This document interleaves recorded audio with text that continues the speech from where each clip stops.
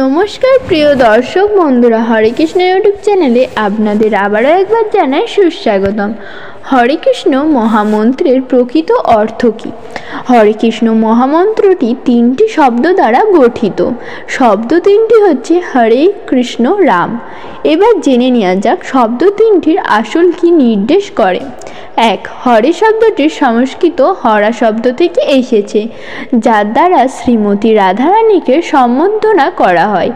রাধারানী ভগবানের পরম আনন্দময়ী শক্তি। সৃষ্টির আদিতে পরমেশ্বর ভগবান তার নিজের সেবা ও ভক্তির সঙ্গে লাভের জন্য শ্রীমতী রাধারানীকে তার হৃদয়ের বাম পাশ থেকে সৃষ্টি করেছেন। কাজেই রাধারানীর অনুমতি ব্যতীত কোনো মানুষ, এমনকি দেবতারাও ভগবান শ্রীকৃষ্ণকে লাভ করতে পারবেন না। দ্বিতীয়, কৃষ্ণ শব্দ দ্বারা সর্বকর্ষকে ভগবান শ্রীকৃষ্ণকে অর্থাৎ পরম পুরুষোত্তম ভগবান শ্রীকৃষ্ণকে বোঝায়। তিনি সর্বপ্রথম এবং সর্বাধিক রূপে তিনি সব কিছু সৃষ্টি করেছেন, তাকে কেউ সৃষ্টি করেননি।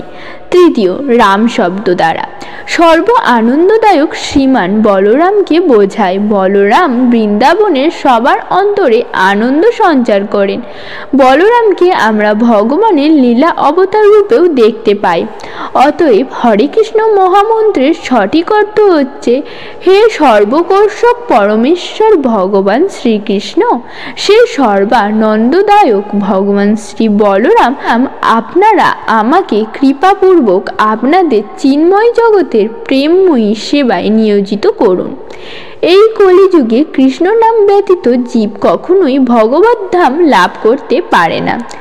শিশু মাতৃক্রীড়ার জন্য যেভাবে ব্যাকুল সুরে কান্নাকাটি করে, তেমনি আমরাও যদি ব্যাকুল চিত্তে ভগবানের কীর্তন করি, তাহলে ভগবান শ্রীকৃষ্ণ আমাদেরকে অবশ্যই কৃপা করবেন।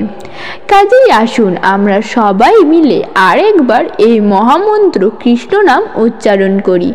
হরে কৃষ্ণ কৃষ্ণ কৃষ্ণ হরে হরে, হরে রাম রাম রাম হরে হরে। যে মানুষ চিন্তা করে ভগবানকে ডাকার এখন প্রয়োজন কেন, মরণের সময় ভগবানকে ডাকলে হবে, কিন্তু তা ভুল। যে মানুষ সুস্থ অবস্থায় ভগবানের নাম স্মরণ করতে পারে না, সে মৃত্যুর মতন যন্ত্রণার সময় কিভাবে ভগবানকে মনে রাখবে? ভগবান তো দূরের কথা থাক, ৮০ লক্ষ বিচ্ছুক কামড়ের একটা মানুষের কষ্ট হয়, ঠিক ওই সময়ে তা অনুভব হবে। তাই সবার উদ্দেশ্যে বলছি, কেউ সময়কে বৃথা নষ্ট করবেন না। পরে আবার এটা বলেন না, ছোটবেলায় ভগবানের ডাকার সময় ছিল না, আর বৃদ্ধাকালে ভগবান ডাকার সময় পায়নি। আর এই নামে শুধু আপনি নয়, আপনার পূর্বপুরুষও উদ্ধার হবে। ভাত খাওয়া যেমন আপনার নিত্য কাজ, স্নান করা যেমন আপনার নিত্য কাজ, ঠিক তেমনি জপ করাটাও আপনার নিত্য গুরুত্বপূর্ণ কাজ। তাই এই হরিনামকে অবজ্ঞা করবেন না।